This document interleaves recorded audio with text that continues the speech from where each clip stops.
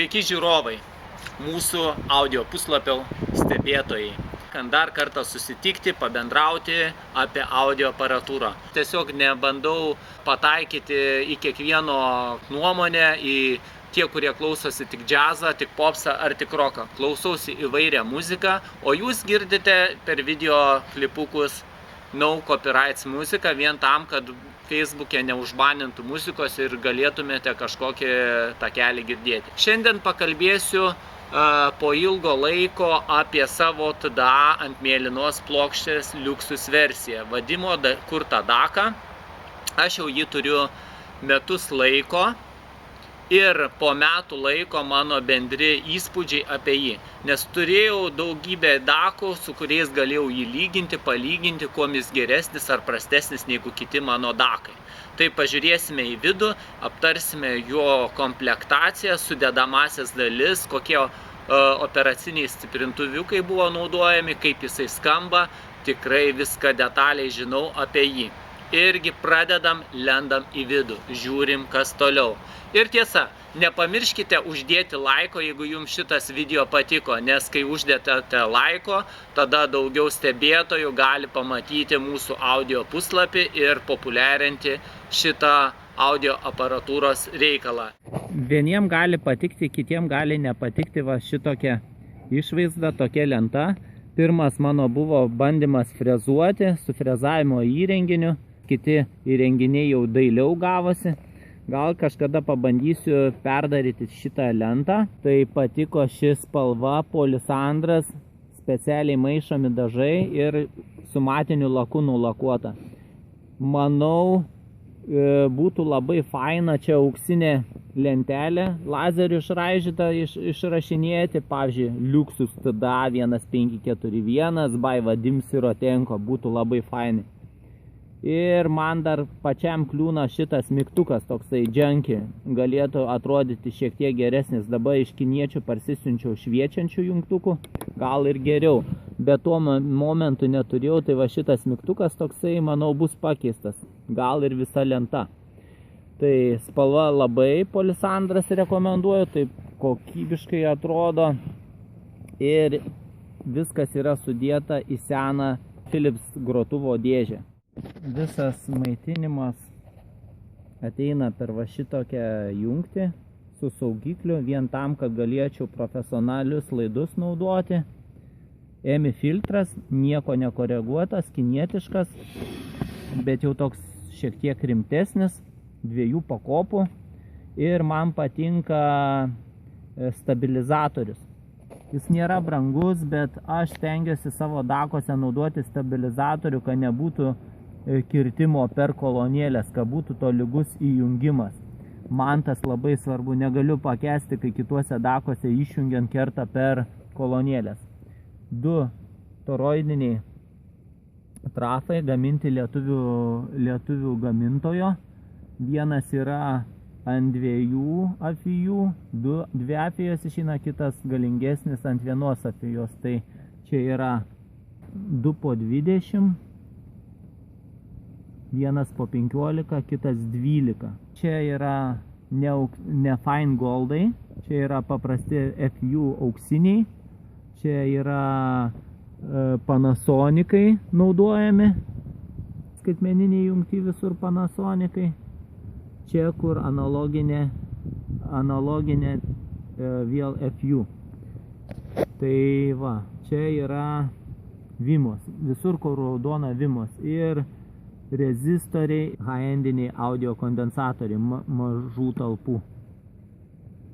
Kažkada pas mane stovėjo TDA 1541A, bet išmėginus be A raidės, man labiau patiko žemas registras. Sako Vadimas, kad ir balsas su juo geresnis, dėl balso nieko nepajutau ant savo aparatūros. Gal tiesiog Yamaha to neatskleidė, bet žemas registras be A raidės man skambėjo daug geriau. Matote, yra gan, ne pats aukščiausias, ne Kristekas, bet tikrai neblogas Vanguard, nesimato. Vanguard taktinis generatorius, dėl to labai džiaugiuosi. Skaitmeninis receiveris yra Kirusas 8414. Tai va toks atrišimas, bet šito atrišimo kaip turbūt ir gaunasi, kad nenaudoju, nes optikos nesu pasidaręs, nenaudoju optikos, realiai man optika nelabai kol kas dar reikalinga, jeigu bus reikalinga panaudosiu. Čia dar galimas patobulinimas variantas dėti plevelinius kondensatorius ant išėjimo, bet čia yra elektrolitiniai, labai kokybiški Nichicon bipoliariniai. Jau aukštesnės klasės Nichicon bipoliarinių ir nebūna.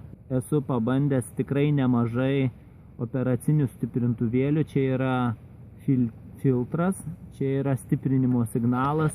Man labiausiai patiko šita pora komplektacija, nes jin nedaro šitą tada labai skaidrų, nėra tada šitas panašus į Delta Sigmos grojimą, nors su OPA 627 buvo labai panašu į Delta Sigma. Čia yra ant stiprinimo signalo LM 6171, o čia yra OPA 134 PA. Su šiais operaciniais stiprintuvėliais gaunasi toksai labai geras drivas, labai greitas drivas, nėra super didelio detalumo, išužinčios smegenis, bet toksai sena labai geras drivas, dar sykį pasikartosiu, ir labai geri tembrai, man patiko. Kokius aš juos išbandžiau operacinius stiprintuvus, galite pasiskaityti mano straipsnėje, audio puslapyje yra, ir ten yra viskas smulkiai išdėstyta apie operacinius stiprintuvus. Tai va, o palyginus šitą daką, matot, gan rimtai plokštė padaryta, daug radiatorių stovi, kad nekaistų. Jinai tikrai apgroja visus biudžetinius dakus, jinai konkuruoja su high-endiniais dakais.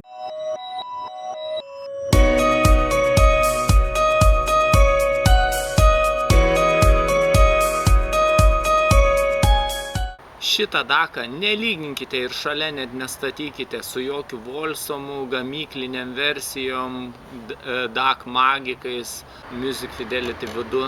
Jie šalia net nestovi. Nei SMCL pigus, nei topingai, ten D50 šalia jie net nestovi. Konkuruoti tik tarpusavėje ir savo kainų ribose. O šitas dakas yra rimtas įrenginys ir jisai konkuruoja su superiniais audio įrenginiais, kurie yra rimtai padaryti.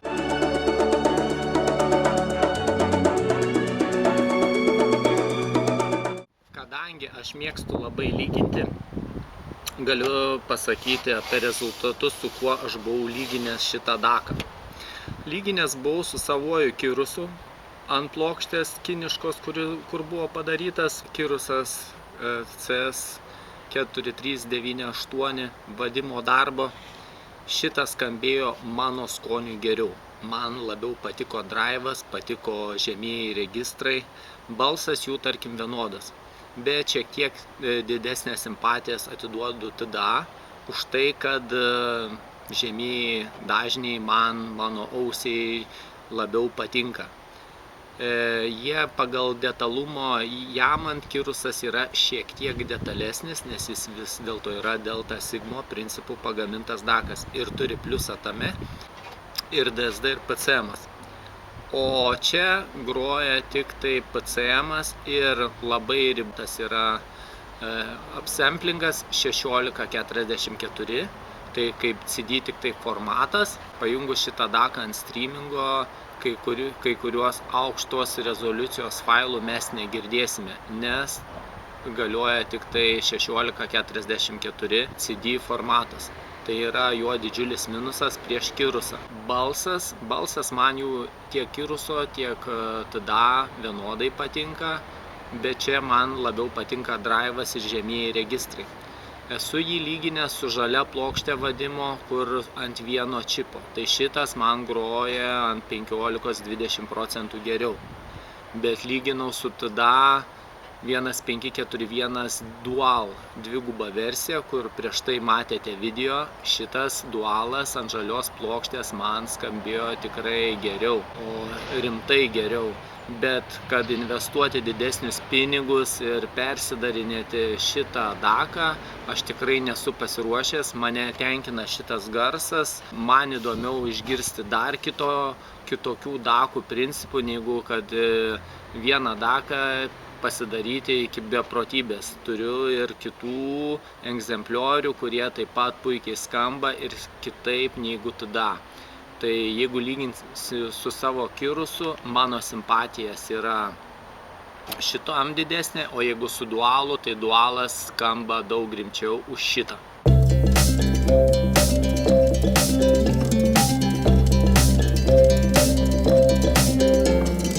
Taigi, jeigu palyginsime šitą DAC-ą su SS-u, sako apžvalgininkai, youtuberiai, kad pas jį yra kažkoks murzinumas, dumblas, kažkokio plokštelėje, kažkokie nešvarumai, aš niekada to negirdėdavau.